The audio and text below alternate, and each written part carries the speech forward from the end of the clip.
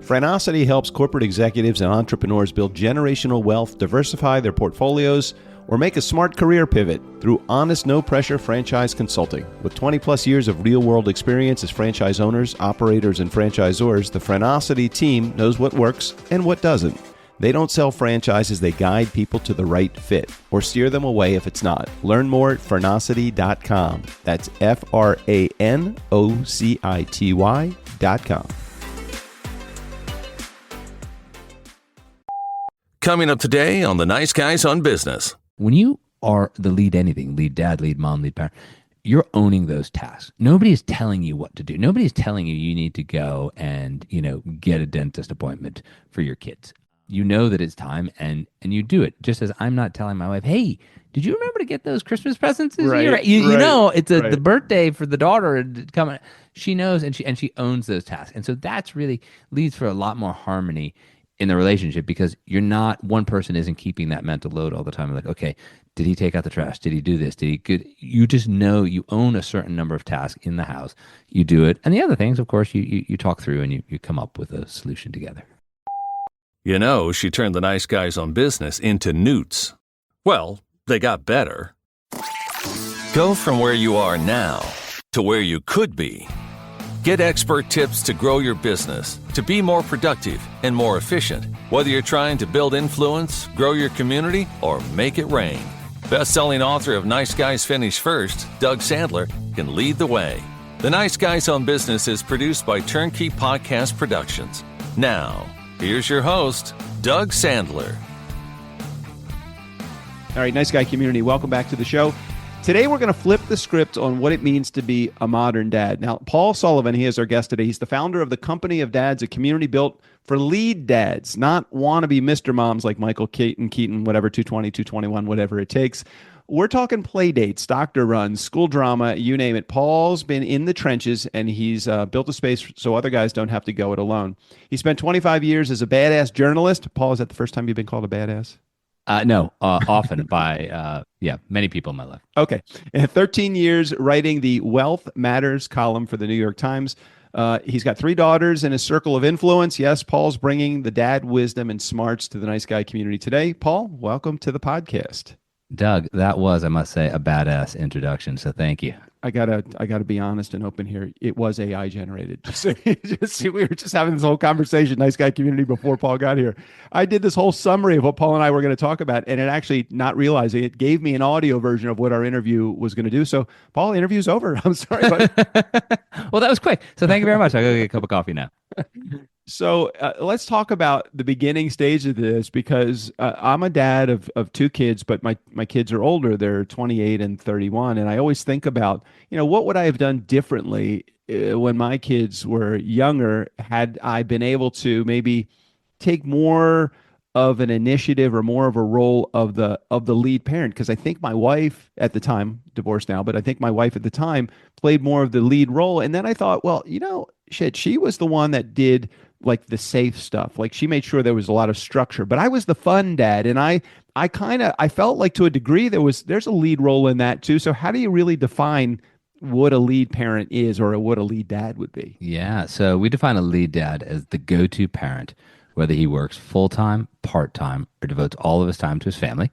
Then we say, in many cases, he's there to support his wife or spouse in whatever their career is. We say many cases because we know that 18% of fathers in the United States are divorced, widowed, or otherwise single. And then the last part is a lead dad in the office is always an ally to working moms and caregivers in general. But it's really, it's that go-to component that makes you a lead dad. So I would say, if you were to query my kids when they were younger about who is the go-to parent, Mom was always the parent that you went to get the answer, and dad was always the parent that you went to have the fun.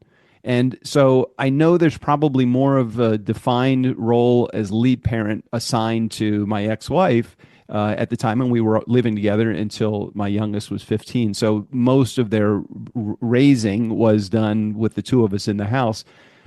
But I would assume that she was really the lead parent in this case. Would that be fair? Here's a quick test. Yeah, go. Do you know the name of your kid's pediatrician? Yeah, Peter Farah. Okay. Do you know the name of your kid's dentist? Yes, Sherry Cohen. You're there, man. It's known these things like that. It's it's not we don't have a purity test. We don't have any sort of initiation rites or anything like that. It's really the dad who wants to step up and be involved in everything. And the counter to a lead dad is an event dad. Yeah, he's working all the time, doesn't have a lot of time, and just shows up at the soccer game. You know, But that also, and sorry, I didn't mean to interrupt you, yeah. but I feel like to a degree, AI told you to interrupt me at that point, didn't it? yeah, I'm just I following my knew that, script here, Doug. dude. I know. So do what the Borg cell tells you to do. I feel like that was at the time, I mean, entrepreneurial family. So Mhm. I was in the live entertainment business, and I was the guy that was working outside the house, but not diminishing the role of my ex-wife, who was doing all the selling and the pitching and the phone answering when the phone was ringing. So I think that we held, even though I was the one whose name was on the paycheck coming in the door, I felt like I couldn't have done that had it not been for my ex-wife. So I was challenged with defining. I would assume that she was the more of the lead parent, but then again, I just answered those two questions, and it was easy for me to answer those That's questions. right. I wasn't the one that went to. I didn't go to everything because I was working a lot. So Mhm. I'm going to give that role to her, or not give it. I'm going to assign that role to her because she probably played that role. But I do want to spend time talking about, of course, the company of dads, and I want to spend it talking about the lead role Yeah. here. How do you, how can I disqualify myself, or can you disqualify yourself as a lead parent? The one thing I'll tell you, Doug, is anybody like you who is wrestling with whether or not he was a Okay, lead dad, right. chances are he Yeah. was a lead dad. Like my Okay. my dad, my dad is an amazing grandfather. I mean, he's a lead granddad, but our three daughters love him. He's the go-to grandparent of all four grandparents. But as a dad in the 1980s, Hmm.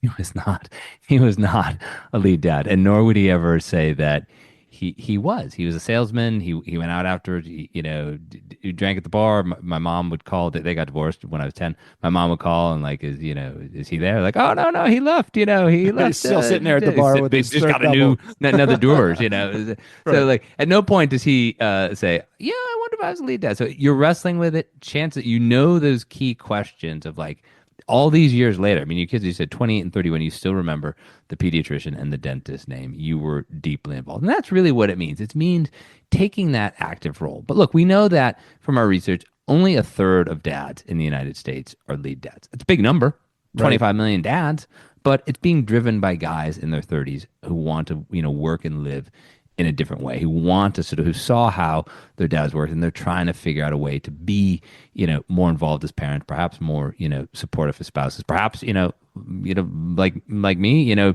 I'll tell you my story when you ask, or when AI tells you to ask. But to me, it was something that, I never set out to be a lead dad. It just was something that happened because of circumstances. Yeah, I totally get that. And very similar to you, my parents were divorced. I was two, not 10. So you had at least a few more years of your dad in the house, or maybe representing some level of fatherhood or fathership to you. I had the worst example. I mean, my dad was a great guy, great business guy, and a great guy, and people loved him. And I'm like, oh, who's this guy that you keep talking about? Because I don't know that as my father. But I didn't have the best role model as an active or a lead parent other than my mom. And even when my mom remarried, my mom still kept the role of the lead parent. That other person who was my stepdad for 42 of my years, of 60 years of my life, my stepfather still didn't play an active role as a parent. So I chose, or I think my mom self-selected herself as the lead parent. Not notwithstanding any of that stuff. How is it that someone would act, or what qualities are there of someone that is a lead dad, let's say? I mean, good sense of humor, not taking themselves too seriously. Empathy helps. Being a calendar wizard is key. But for most part, it's pick your analogy. Are you a team player? Are you a member of the band? It's somebody who looks more holistically and says, okay, what needs to get done here. Hmm. And we have a lot of lead dads in our community who have big time jobs. I'm telling you, guys who work at Cisco, guys who are entrepreneurs, Hmm. guys at Google. These are big time jobs, but they're the lead parent often because their spouse does something like is a child psychiatrist, is an elementary school teacher, is, a nurse or a doctor with a fixed schedule. So oftentimes it's that man who has the ability to move their schedule around a little bit more, owns a bit Hmm. more of their time, so they can block it out and say, okay, I'm going to do this. Or, in case I'm thinking of this guy whose wife is a child psychiatrist. You can't cancel those appointments. If your child gets sick and another child needs Right. you, it's really hard to say, hey, I know you're having a crisis right now. Could you come back in 3 weeks when I have an opening again?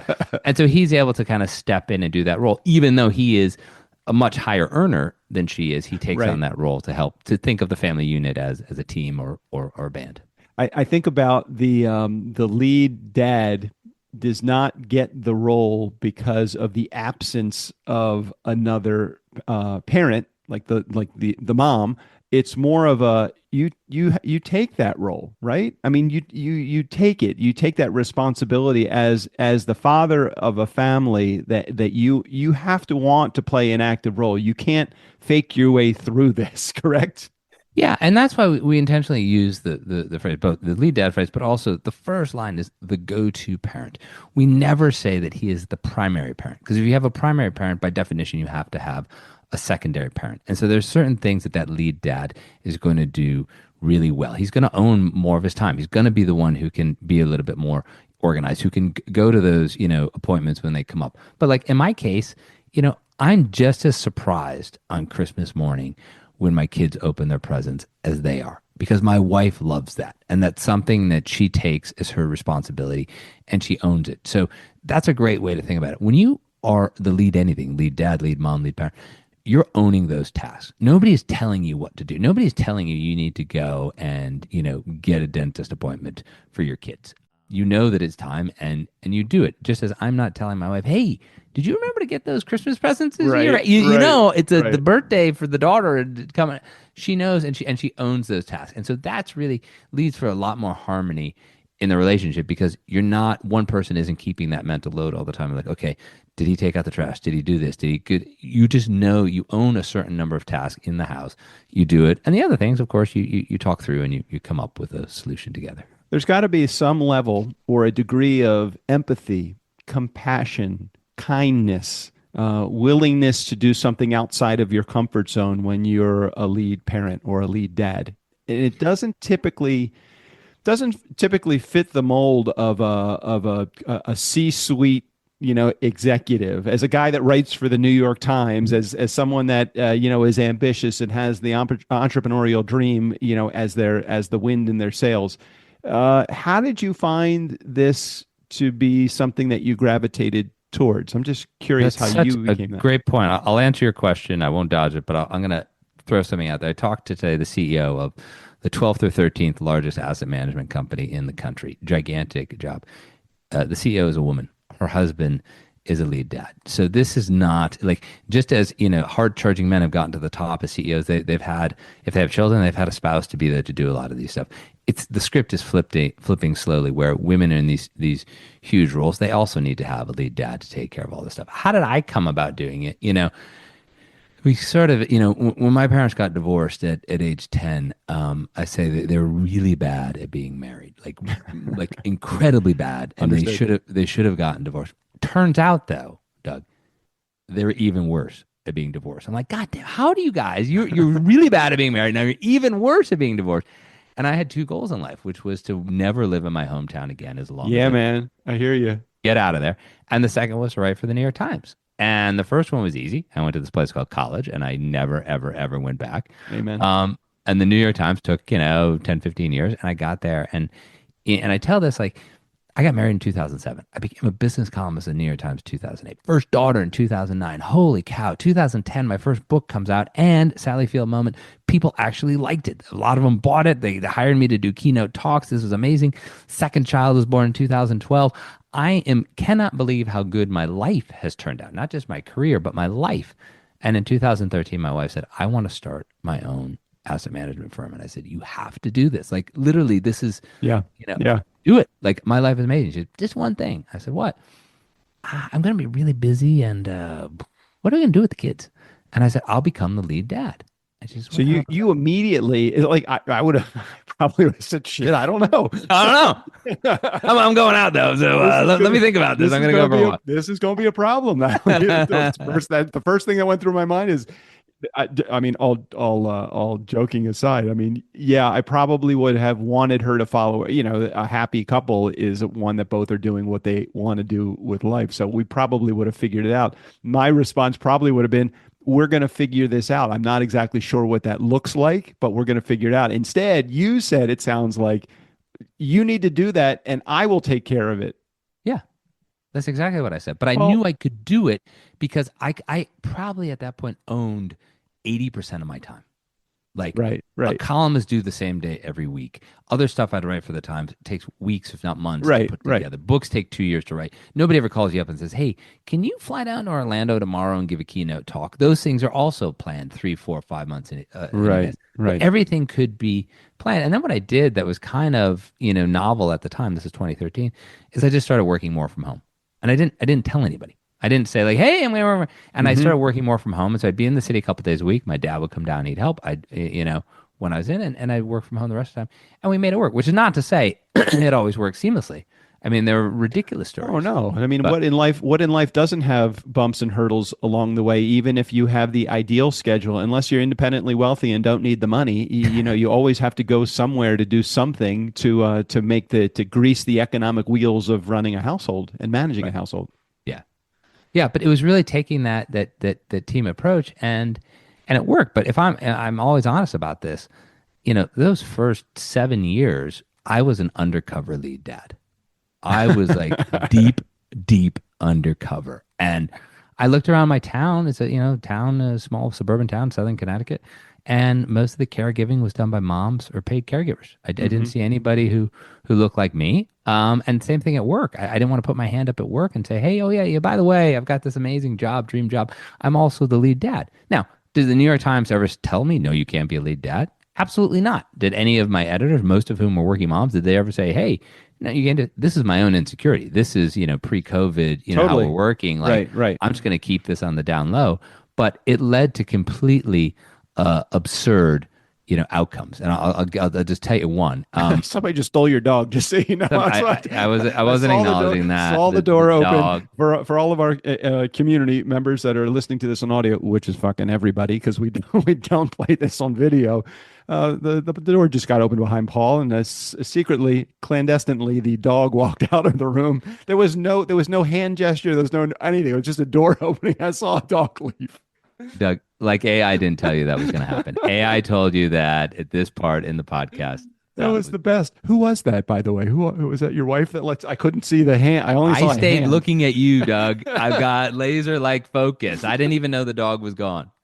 Oh gosh, well, I couldn't Uh, avoid it. The dog walked over your shoulder to get out the door. By the way, I'm glad nobody's. Don't fat shame my dog. My dog is big boned. Okay, that's why you could see it her. was She's fluff. It was all very, fluff. There she's was a no. very fluffy She's a Bernedoodle for those listening. A Bernedoodle. Anyway, sorry, I'm not editing any of that out. It was too good for me, so it's gonna keep that right in there. Anyway, where were we? I I completely was saying, forget. like, this led to sort of absurd moments, and probably one of the most absurd moments is, uh, I'm set. It takes weeks and weeks and weeks to talk to the former head of the Council of Economic Advisors, White House Council of Economic Advisors, Yep. cabinet level position. You don't just text this person. I guess you do in this day and age. We're talking the day after the whole Signal leak, where it turns out high-ranking government officials text journalists top secret plans. I got That it. wasn't how it was back then. Okay. I have this set up, and then one of my daughters gets sick, and so she's got to go to the pediatrician. So I'm like, well, I can't cancel. So what am I gonna do? So my dad, otherwise known as Grampy is down. I said, Grampy, drive her to the pediatrician, but whatever you do, don't talk to the doctor. Don't ask any questions. Don't make Then any whatever. decisions. Don't tell any stories about your days sailing. Don't any. Just call me. Call me when you're there. And so I dropped the other daughter off at ballet. Unfortunately, this is the pre-Zoom time, and I'm sitting in the passenger seat of my car outside of ballet on my phone, and the call comes in from former cabinet official. Call comes in, and I'm talking away, and having a great conversation. She had no idea where I Right. am. Just assumes Right. I'm in my office at the New York Times. And all of a sudden I see on my cell phone the number for the pediatrician. And as any parent knows, there's only one thing you can do. You have to answer Of the course. pediatrician. Because if you don't, these people, they evaporate. They disappear. Right. You You won't talk can't to the reach them pediatrician back for days. again. It goes right to They're just service. gone. You call them. Ah! Yep. But it's like pediatrician, high ranking government official, former cabinet level. What do I do here? What do I do? And I say, and this woman has two kids. Middle of the conversation, I say, you know what? It's a really amazing point, and it reminds me of my next question. And I hang up on her, and I hang up right there, mid question. Take the call for the period. Now she's calling me back because Right. Right. who hangs up on Right. can't Right. remember nobody hangs up on somebody And like you this can't ever. get back to her harder than the pediatrician because it's a top secret line. Right. Yeah, but she's calling me back. I was like, oh, yeah. Talk to the pediatrician. Now I get back. Now I have to answer her call, but I can't lie because I'm a New York Times columnist. I have to tell the truth. So I said, what do I say? What do I say? I said, okay. Because I was like, I'm really sorry. The call dropped. Cell phone service in my town is awful. There you go. Where are we? Now, that's all true. I was sorry that I had to, drop Uh-huh. it. If I had been moving, my town has notoriously bad cell phone service. I was sitting still. She didn't know that. And then we picked up on it. And I think about that. Like, if that were to happen today, like just in our podcast now, my dog disappeared from the back of our room. And Right. it just happens. It happens in the world we live in now. Back then, I never could have admitted that. Today, if I was talking to her and I was talking to her on Zoom and my dog disappeared, she wouldn't even bat an eyelash. And if we remember, like just about a year before COVID happened, there was the BBC dad. I don't know if you remember I this. Yeah. remember that. The The, BBC, the this guy kid is comes into the room and the nanny two comes kids in. come in. No, this is why wife comes in. But she goes in after they says this is a guy for people that remember. He's an economist. He's in South Korea. He's Right, talking about right, something right. about the Korean Peninsula. Nobody remembers what the hell he's talking about, but. No. He's on the BBC, and all of a sudden, he's back then to get that type of satellite link up. That's a lot of work. All Right. this, and the kids come in because hey, Dad's on TV. This is Right. great. Little kids. Right. And then they're crawling. One of them's in a little bouncy thing, and his wife comes in and pulls the kids out as if they're like a pair of pythons, and they're about to eat him. And he keeps talking. He doesn't flinch, and they pull him out now. And he goes viral. He's famous. He's BBC dad. If that happened today, nobody would care. And No. that's really the sort of tipping point for the company of dads. It came out of COVID. Like a lot of things that we're dealing with now that we talk about, that we work with companies on, are all things that needed to be addressed pre-COVID. But there's no way I would have left my job at the New York Times to do it. It was what happened when we worked from home for a couple of years. What happened when companies changed their policies? That's where we sort of come in and say, okay, let's get in front of this. Let's acknowledge that your workers are also parents. They're also caregivers. They're also humans. And when you lean into that, you're going to get greater productivity out of them, and you're going to get them to be more loyal and stay longer. I think about that answer, and thank you for sharing that story, because it was a great example of pre versus post COVID and the creation of the company of dads, your organization. But I think about it, and I'm like, I really like baking. I don't mind baking. I like it. My girlfriend, her birthday was recently, and I made a cake, one of her favorite cakes. I followed a recipe, but in no way, shape, or form do I want to open up a bakery. It's just not on my agenda. Do I mind doing it every once in a while? No, not at all. I think it's kind of fun. You get to follow a recipe. You get to see the product of your labor. At some point, you had to say, all of these changes and shifts are going on around us. I am going to organize this organization called the Company of Dads. I'm not only going to do that, but I'm going to create a LinkedIn page, an Instagram following, a Facebook page. I'm going to have a podcast. I'm going to sell merch. I'm going to make T-shirts and hoodies and all that. When did you say this is something that I see growing legs? And not only that, but I'm interested in leading this organization, like that. Like being the lead dad in America. Yeah, exactly. Yeah. How is it being the lead dad? Look, it's good to be a great father, but it's another thing to want to start an organization of great fathers. It's a great question. And it started with me trying not to do this, to try to find every reason not to do it. But nobody had, so you had to do it, right? Well, no, because honestly, after I got that data point, the 25 million, fathers who are lead dads in the United States, and that's real data. That's U.S. Census, Bureau of Labor Statistics, Pew. Right. I said, boy, that's a big number. Let me see if there's any story there. And who do I talk to? I'm not going to talk to dads because dads would lie to me. They would Right. say, I'm not a Right. lead dad. I'm a Right. whatever I am. Right. And I talked to all these senior female executives, and that's really when I started thinking, there's a lot here. These women are telling me, what their husbands did, how they partnered. They told me about their struggles. And then it was a conversation that I had with the former CMO of GoDaddy, who left and went to work for the founder of GoDaddy, this guy Bob Parsons. And she said, this is summer 21. She said, this is a good idea, but I know what you're going to do. I was like, okay, what am I going to do? It's like AI before AI.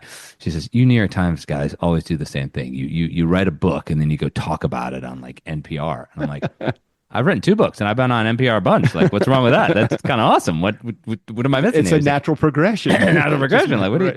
you, what's she talking about here? She said, no. Your moment is now. Like, this is a media company, a community platform. And guess what? You know that companies are really going to struggle with this. We're seeing it everywhere. And that was, I give her a lot of credit. Her name's Leela Brennan. I give her a lot of credit for that light bulb moment. But I also, to be honest, I had a wife who was saying, you've got to take a risk. Like, I'm the most risk averse person Mm-hmm.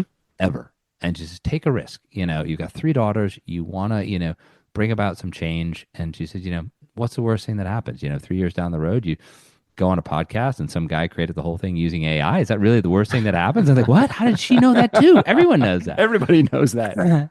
And that was it. And I went to the Matters at the Times. They were super supportive. And I left. I said, all right, I'm gonna, take a risk. But I knew, because I had 25 years in as a journalist, I knew that I had the writing part down. I had the communicating part down. And I'd done a lot of keynote talks. I knew that there was a market there. How was I going to develop it? And I'll be honest with you, first year, amazing. Second year, what kind of dumbass, leaves the New York Times to do something like that? Like really, really bad. And then in the start of the third year, we got our first big partnership, which was with Bright Horizons, the national chain of childcare centers. And that was huge. Oh man, That was like validation. Talk and then- about validation to the Yeah. nth degree. It's like 100%. yes, we have all of these dads that are at home and they are the lead parent. Even I'm assuming you can still be a lead parent even with your kids in childcare, can't you? Yes, of course. Of course you Yes. can. As long as you're the go-to. It sounds like the You're go-to the person. go-to parent. Yeah. I love that. I love that. So what was the motivation? You left the New York Times. There had to be a business model that you were thinking of following. Again, your role, your goal. I'm assuming, unless I'm wrong and thinking you were leading with hoodies and coffee mugs, unless your lead business model was, I have an idea. Let's start this organization so that I can sell hoodies and coffee mugs. What's the business model behind the company of dads? I have to say it's not hoodies and coffee mugs. Right. I had a feeling it Do you was have any idea how many coffee mugs you'd have to sell? just about as many as books that you have to sell on Amazon in order to become a millionaire. It's like a million. That's right. Right. No, so the model was I'm a huge golfer. That's my when my parents got divorced, my grandfather, who works in the post office, stepped in and was really instrumental in my life. We played a lot of golf together, and I've always loved it. And there are scores of websites that allow you to nerd out on golf, like any hobby. You go deep into the nerd hole. And there was one in particular called the Random Golf Club that took a different approach. And I got to know the guy, Eric Anders Lang, who started it, based in Austin, Texas. He was so generous of his time. I flew down to Austin, and I said, I want to model this on what you're doing, with some variation. And he was amazing. He, said, okay. And we had met on a golf trip and said, I'll open everything up for nothing. Like, he got nothing out of it, just being a good guy. Right. Yeah. Or a nice guy, to keep it. It's okay. A nice guy. But that was the early model. And what it's, become is, I looked at this, and again, like, I grew up lower middle class. And so I was very clear that, we make some money off the newsletter because we have a good subscription base, but I wanted to make sure there's plenty of stuff out there that people could access for free, because there weren't any resources. There's no, like, we have a Lead Dad library. What's a Lead Dad library? It's like every other resource library, except all of the other ones that exist in the entire universe are written by moms for moms. We just had it written by dads for dads. And I want, some of my best friends growing up in, rural Western Massachusetts, I wanted them, if they were lead dads, to be able to access this. How do we make money? That's the other part, that we make money doing corporate work. I'd always been a business journalist. I'd always given, paid keynote speeches, and I knew that companies needed help with solving what, return to office, return to work, post-COVID work was going to be like. And I also knew just from, 10 years of giving keynote talks that even the best companies were going to screw it up. And if they didn't screw it up, it was going to be dumb luck that they didn't screw it up. And so we do, with companies, we do, three things really. One is keynote talk that we'll give to sort of a parenting or a caregiver employee resource group, or oftentimes they'll have events where they want to bring all their vendors in and they want to sort of think, they know that this is happening and they want to acknowledge, that lead dads partnering with working moms is very powerful. That's one.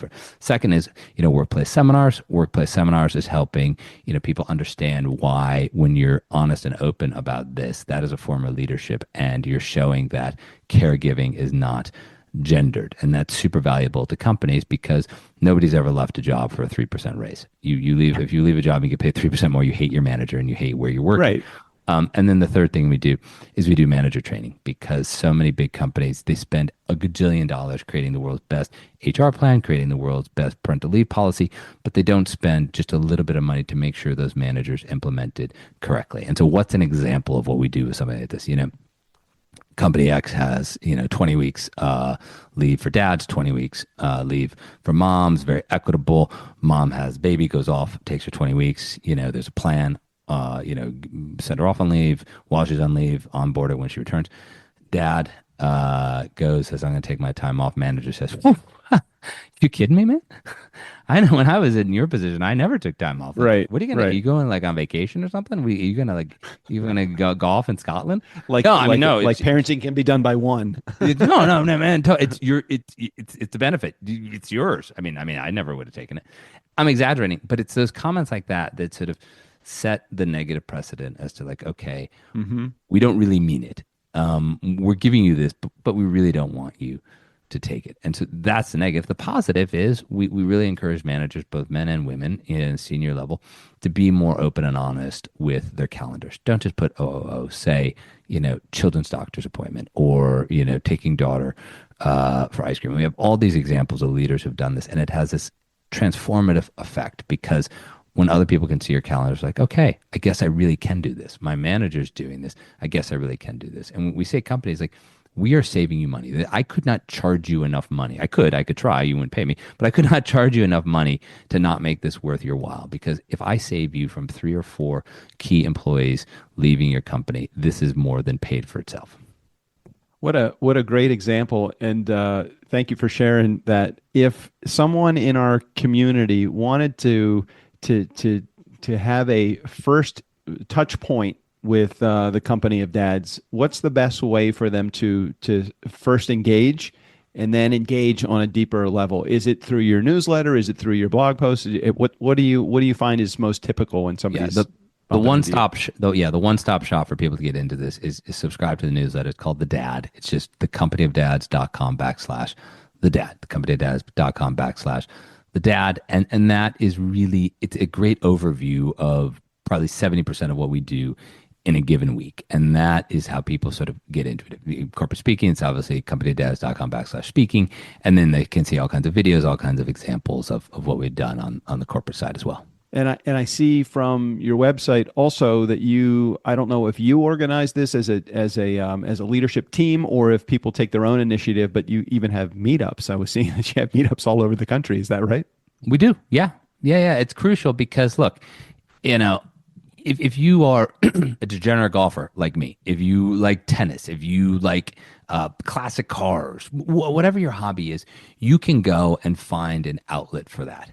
If you're a lead dad, you know that there have to be other lead dads around you, but you're not quite sure how to approach it. It's not like, hey, look at that 1967 Corvette. Isn't that awesome? Yeah, that's awesome. And you have it. And so it's become so instrumental in allowing these guys not just to be seen and heard, but to feel validated in what they're doing. And look, we're a for-profit business. I need to do the corporate talks to give you them, but there's nothing that makes me happier than the 2, 3, 4, 5 emails I get each and every week from people I don't know who say stuff like, man, I've been doing this. I love the term lead dad. I'm going to be called the lead dad, or I want to get involved, or I want, because then, you have a conversation just like anything else. You want to, whatever your hobby is, you get together, you kind of, yuck it up over your hobby. The same thing. Get together and talk about the good parts of being a lead dad and talk about the challenging parts of being a lead dad. And if you're in our community and you are a little bit word adverse and you want to listen to Paul and other leaders, he also has a podcast called the Company of Dads Podcast. So, and you've been doing it for,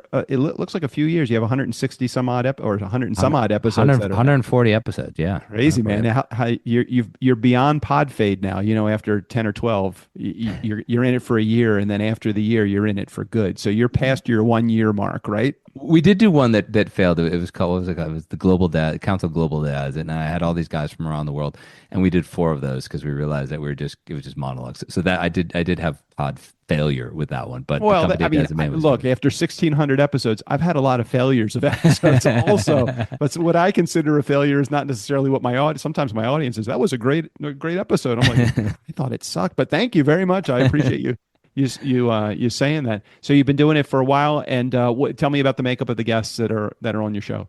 Oh, it's everyone. Academics who have some real insight into how we're working differently. To guys you'd want to hear their story and identify with. So, for example, we had Super Bowl champion, a guy named Najee Good on. He's a lead dad. He's got full custody of his two daughters.